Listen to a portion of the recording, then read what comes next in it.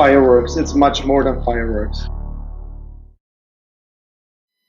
Well, howdy, folks, and welcome to the Daily Coin. My name is Rory, and I have the distinct pleasure and honor of welcoming first-time guest, Mr. Taki T from Gold Silver Worlds and Secular Investor, as well as other ventures that he has his hands in. And Taki, how are you doing this morning? I'm fine. I'm great. Thanks a lot, Rory, and thanks for the invitation. Well, it's been a long time coming. I've been asking you for a couple of years now for an interview, and we finally are able to make it happen. And I'm very, very grateful to be speaking with you, and I'm very grateful for you coming on the show. And I want to just jump right in with the Troika and Greece meeting tomorrow on June 30th. What will we learn that we don't already know? And will the can be kicked down the road once again, or will Greece finally accept some deal either from the Troika or from the Russians' deal to join the BRICS? And will they leave the EU? That's a very good question, Rory, and I think it's top of mind of everyone, not only in Europe, but also globally. The point is that I think the can kicking has reached a point of, I would say, no return. So it is clear at this point that something has to give. You probably saw in the news yesterday that the Greek finance minister, which is Mr. Varoufakis, that he just left the European top, which was organized for his country.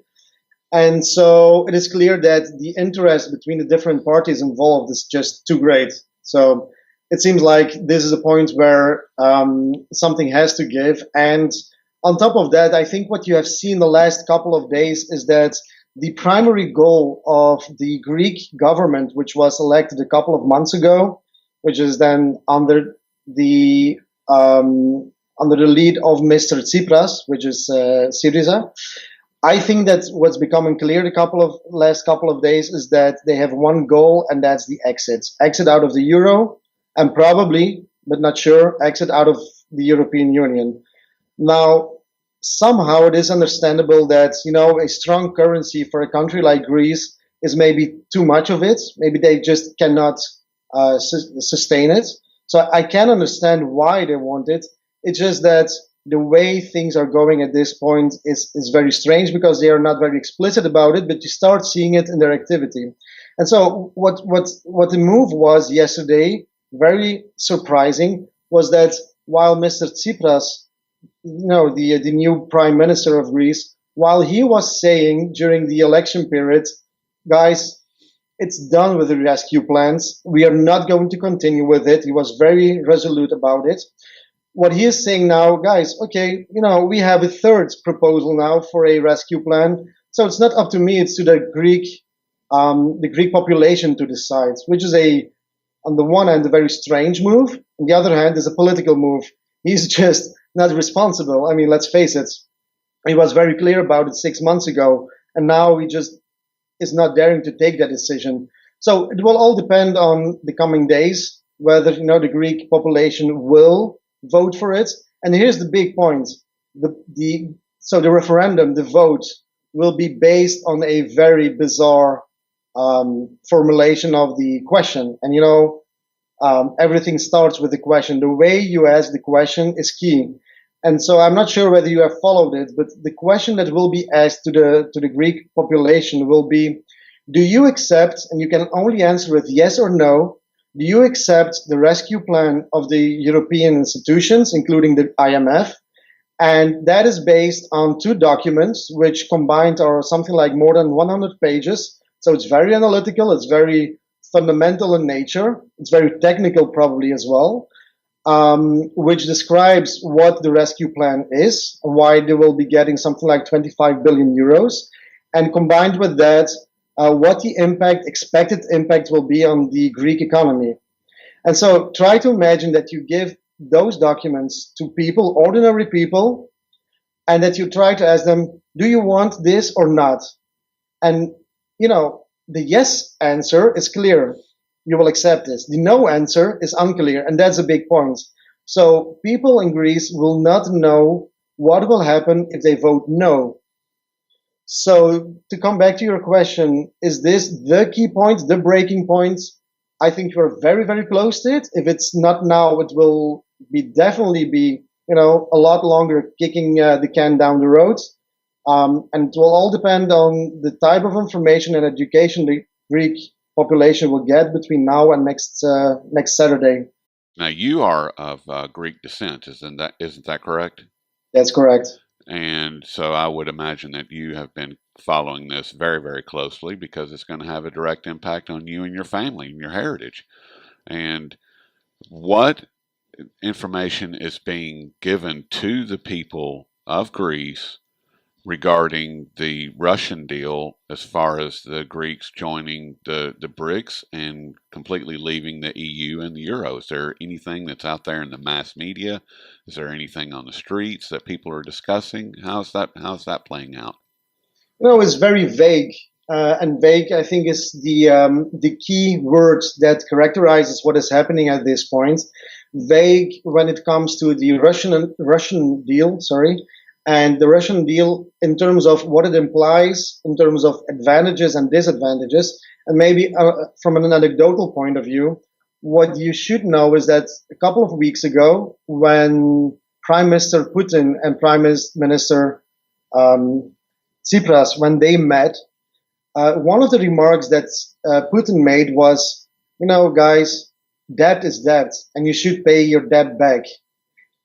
This is one of those quotes that stuck with me, but wasn't really talked about in the media. So, to answer your question, I mean, part of the answer is that this is pure a propaganda game from the government, Greek government, and obviously the media, they are partly following what is happening, and they are playing it in a very sharp way, in the sense that if you also look at the referendum yesterday, it was set in 1 week, which means that decided yesterday, voted yesterday night in the Greek parliament, and to be executed next Sunday, which means that the opposition, that they don't have the time simply to start educating the people, which answers the question whether there is enough information out there about the Russian deal, about the European and IMF proposal. All that remains very vague. And again, it's a master game of people playing the propaganda game as good as they can. Now, to come back to your question, so how will it impact people? And obviously, it is also my family, because I'm living in Western Europe. I am visiting Greece every year, at least one or twice per year. And so I'm able to see how things have evolved over time. And if there is one thing I've seen and learned over time, is that people are unaware. And you cannot blame people.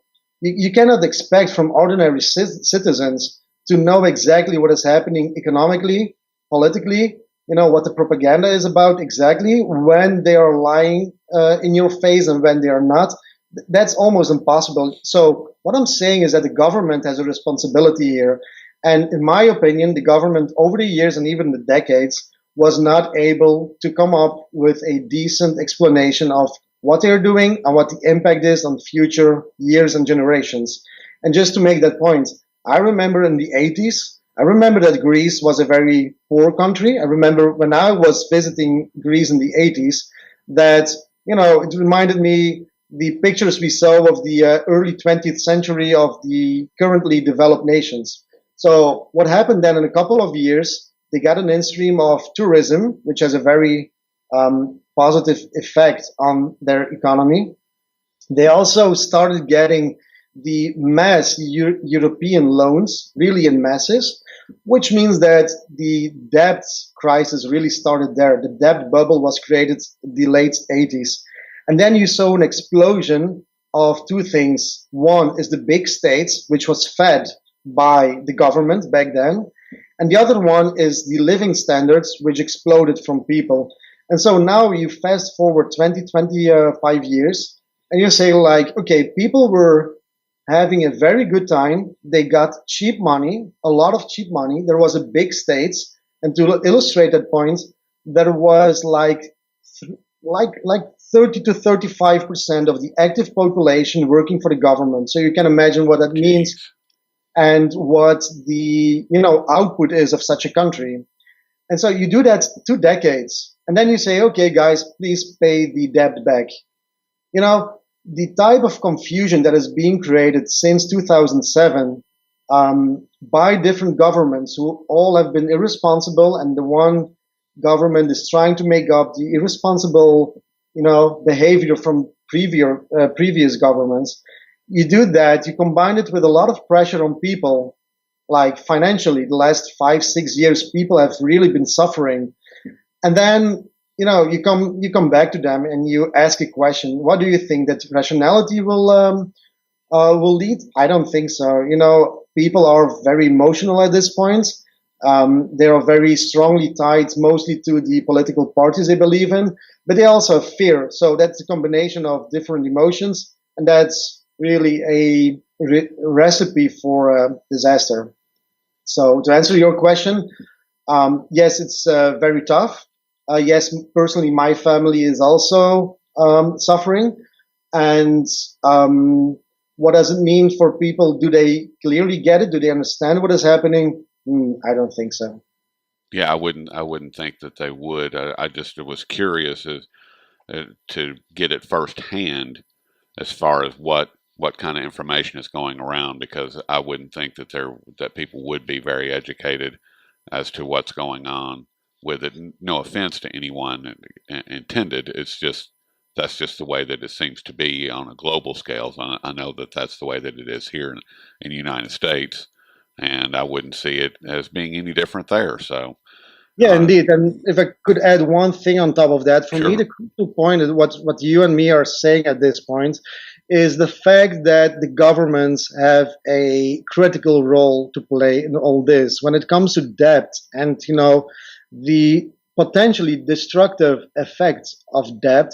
That's where the government should or educate people or at least make them clear, like, if we are doing this, it means that down the road you will be paying back that. And that has not happened. And for me, that's the crucial problem of what we are facing today, not only in Europe, not only in Greece, but globally, is that the debt burden is starting, and I'm really underlying the word starting, is starting to show how evil it can become. And really, when you start accumulating debt, look at Greece in the 80s, look at so many other examples, it all feels well because you're focused on the short term effects, which are that you're having benefits. The point is, what do you do 1, 2, or 3 decades later?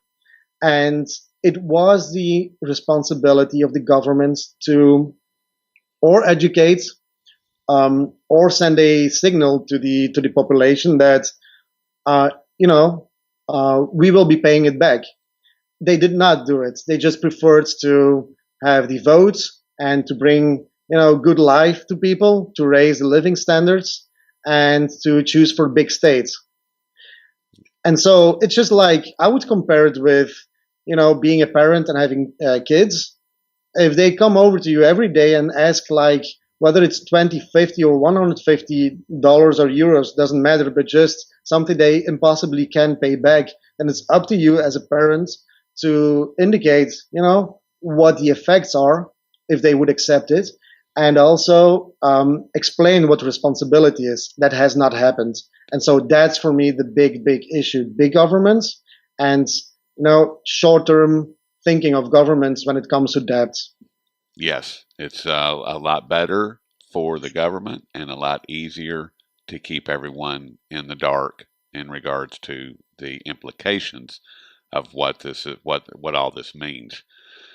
And I want to change gears because our time is very limited here. Um, I want to look at the gold and silver market, and the gold and silver miners are seemingly in a lot of trouble with a 4-year depression in the prices of the precious metals. And how do you see this playing out for the miners over the next few months, or over the next year? What is your research showing you there, Taki? I would say it's great. And why is it great? Because of the pain. And the pain was very, very hard in the last couple of years since 2011. And you've seen a lot of miners going bust, which is a very good fact. Why? Because there were excesses in that mining industry. And the excesses have been built up between 2004 and 2011, which means that a cleanup was really mandatory. That's what happened the last 4 years. So if you then look at it from another perspective, and it always is interesting to look at the ratios. So the ratio I'm focused on is the gold mining ratio compared to the gold price.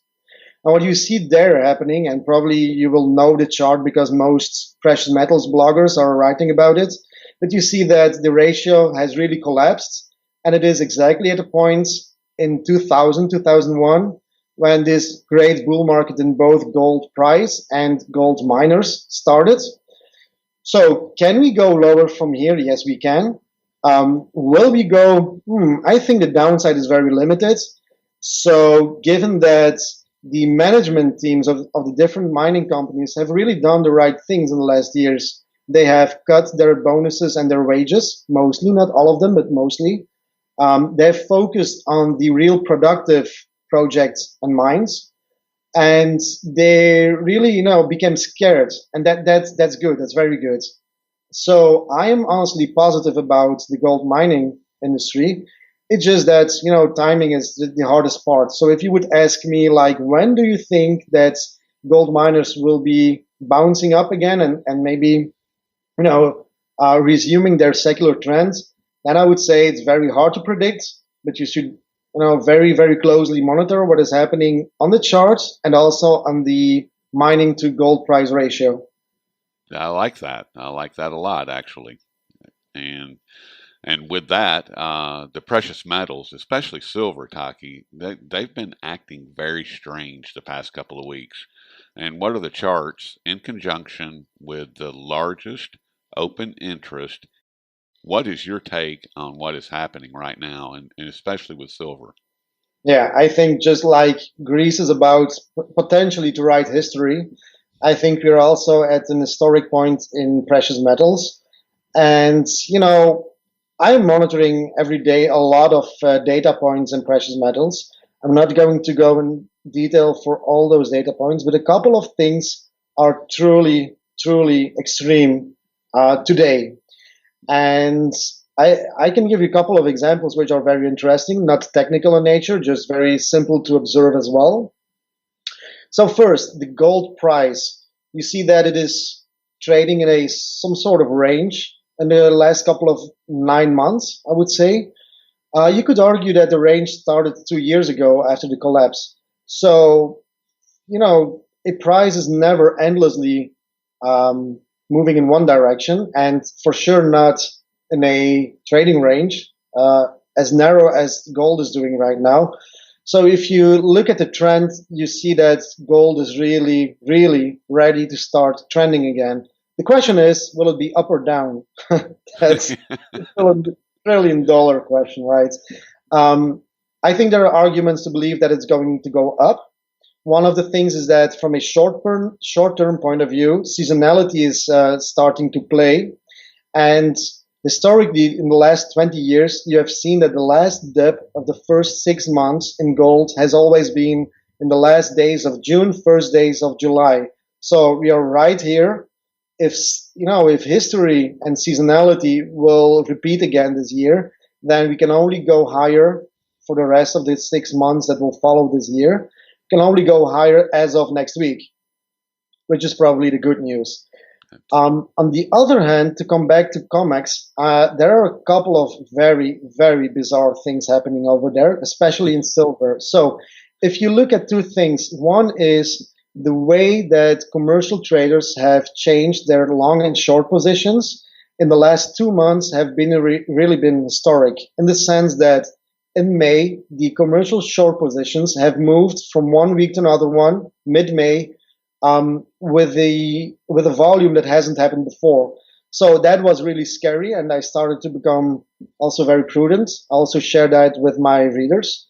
But meantime, what we saw 2 weeks ago was an incredible decrease or reduction in their short positions, also at an extent to an extent that was really historic. So you see a lot of things happening in silver, combined with the fact that you just said the open positions, open interests in silver are the highest they have ever been, even higher than in 2008, which means to me that there was a lot of tension in that market.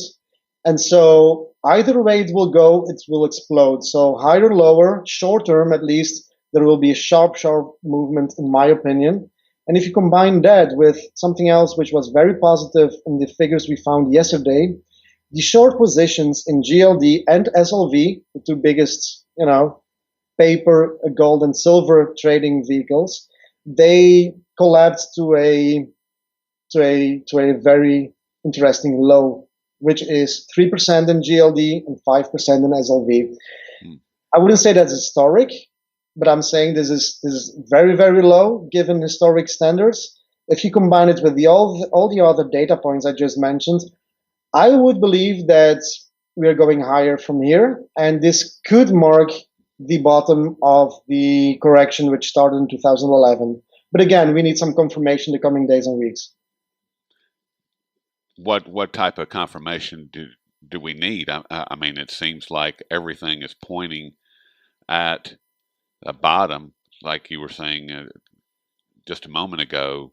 Gold has been trading in this very tight range from about 1180 to 1220, and silver, it seems like every time that it gets knocked down below $16, that it quickly gets back to that number and either right at it or just above 16. And it seems like that the traders, there's something happening with that particular mark, and I'm not sure what, but I mean, how do we get it moving in the positive? I mean, wouldn't the largest open interest in the history, wouldn't that be an indication that something is going to break to the upside?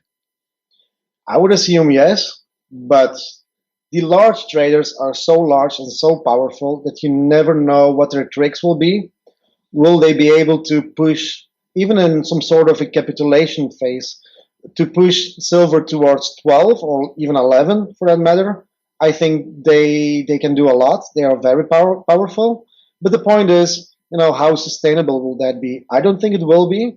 And that's the type of confirmation I would like to see on the gold and silver price charts in the coming weeks, and I would say a couple of 2-3 months. If they are not able to do it, then I think that will be the confirmation we're looking for.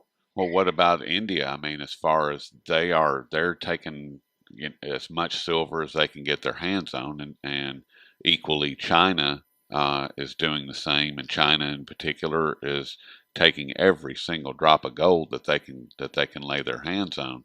So, I mean, I would think that it would be to the detriment of these large traders that you were referencing to take the prices much lower, because if they do, then India and China are just they're gonna go nuts. I totally agree with that. And it is no coincidence that we got this week the news that China start being will start to be involved later this year in setting the gold price. Right. So all those things are no coincidence, and that they are happening right at this point, right at this price level, right at this COMEX market structure. I think all that is no coincidence. Do you think that they're going to that China is going to become, that the Shanghai Gold Exchange is going to become the pricing mechanism globally? That's one of the possibilities. The other possibility is that we would have going forward two different prices. That has happened in the 60s as well. That you would have, for instance, a US dollar based gold price and a yuan based gold price. I mean, it's very hard to predict what exactly will happen. But Yes. one thing is for sure, there is a lot of interest in gold coming out of China and India. So that will probably support Just like the gold price, the production for a ounce of gold is more or less the price we have at this point. So all those factors will probably support the gold price. Well, that sounds great. I mean, I would really like to see something change that is a little more positive and puts a little bit more of the power, for lack of a better word, into the hands of the people that are actually trading physical metal as opposed to just pushing paper around. I mean, I am so sick of these paper markets for gold and silver. I can't even tell you. I mean, it's just ridiculous that you have that we right now as we speak, Taki. There is more paper contracts on silver and open interest than there is mined silver for an entire year on a global scale. That is not sustainable. That's beyond. I just don't even know. I mean, it's ridiculous, is what it is. I mean, Yeah, we've got to it is have something. ridiculous. I totally agree with you. It is ridiculous, and it is the ultimate proof that the gold price and silver price are manipulated. And it is the ultimate proof that at this point in COMEX, gold and silver, that is the point where the price is being set and fixed. And the Chinese, they're not stupid. They are seeing this as well. And probably that's one of the reasons that they want to have their own fixing scheme. And probably they will not be scared of having their own gold price in their own currency as well. So all these options are possible in the future. But again, back to your point, the manipulation is taking place in COMEX, and the volumes you're mentioning, they're correct. That is ridiculous. Simple as that. Yes. Well, I would say that if you don't have physical, ladies and gentlemen, you need to get some because something is about to change. We don't know if it's going to go up or if it's going to go down, but it seems that all indications are pointing to the upside, in my opinion. And it just seems like something very dramatic is about to happen, not only with Greece and Europe and the euro, but with the gold and silver markets. And I think that they may be working in tandem with each other. Not exactly sure about that, but that's what it seems like to me. So, Taki, is there anything that you would like to leave our audience with at this point? Well, two things. Um, I would like to just share my personal vision on, how we should survive the coming years, because as we said before, and I think that's the main topic of your blog, and your readers are also interested in that, is the fact that we're living in this government debt bubble, which is a huge bubble from historic proportions. And the question is for us, for all of us, being not the 99%, sorry, not the 1%, being part of the 99% of the population, how do we deal with that, right? And Yes. so I think precious metals is part of the answer. And that's why, for instance, my activity is also focused on educating what you can do with precious metals, why it is important. And I'm doing that through my personal blog, which is goldsilverworlds.com. And so every day I've tried to, educate people in different facets of precious metals, which is on the one hand the investing aspect, on the other hand it's the monetary aspect, and basically the whole idea is that physical precious metals, like you just said, they are the ultimate protection. It's some sort of insurance, I would say, against monetary calamity, and we know somewhere down the road it will happen. We just don't know when. It just seems like it is taking much more time than we think. The ultimate collapse will come, I think. Based on the path we have seen the last years, it will probably take more time than we all thought. And so, from that point of view, I'm strongly supporting the vision of one of your other guests, which is Claudio Gras from Global Gold. And so I'm working with him to educate people on the monetary side of things. And he has a great newsletter, free newsletter, which is at globalgold.ch. That's one part of the protection in the central bank era. The other part is, how can you survive trying to profit from secular trends at this point, because what is happening basically is that wealth is being transferred from you, me, our readers, and our listeners to this 1% and the banking system and the monetary system. And so the question is, how do you deal with it? Because I can look at the savings rate at my savings account, and it's ridiculous, it's almost zero. I can look at how my future pension plan and security plans are being, you know, devastated almost, and that's not fun. It is not. No. And so, actually, what is happening at this point is that central bankers are forcing us to, to anticipate what is happening and try to find a solution on the fact that they are, really stealing wealth and purchasing power from us. From that point of view, we just started recently secularinvestor.com, which is focused on secular trends and is some sort of answer to the fact that central banks are stealing from us, simply said. And the whole point is you should try to protect yourself not only by holding physical precious metals, but also by riding the secular waves. And that's really what it is about at secularinvestor.com. There is a free newsletter as well. And so I would invite people to subscribe to it. It's really fun. We're with a team of 8 analysts. We're putting a lot of time and efforts in trying to understand what is happening exactly and how people can profit from secular trends going on and coming in the future. Well, that sounds great. I mean, what we need are solutions, and that sounds like exactly what you're focused on over there. In particular, it's Secular Investor. And I know that after following your work for the past 2 or 3 years, and have to give a big shout out to Sean over at SGT Report, because that's where I was first introduced to you and your work, and I'm very grateful for that, and I'm very grateful for what you do, Taki, and you and Claudio Grass over at Global Gold. I mean, you guys are doing just a bang up job of keeping people educated, and it seems like that you all do your level best to stay in the solution as opposed to the problem. And that's what we need. We need more focus on the solutions and how to better protect ourselves, our families, our neighborhood, our communities, and to get back to what is real, and to get back, like what you were saying, get back the taking away the theft mechanisms from these criminal banking cabals and these criminal, corrupt to the core governments that we have to deal with every single day. So I really appreciate you bringing that to the fore and keeping it right where it belongs, in the forefront of our minds. How do we better protect ourselves?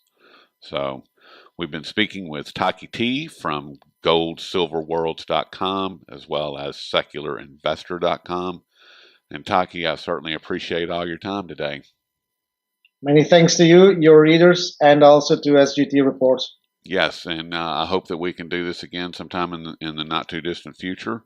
I would love to speak with you again anytime that you're ready. Hopefully, it won't be 2 more years. I'm looking forward to it. I'm ready when you are. All right. Well, thank you, Taki, and I will talk with you soon. Big thanks. Bye. Bye bye.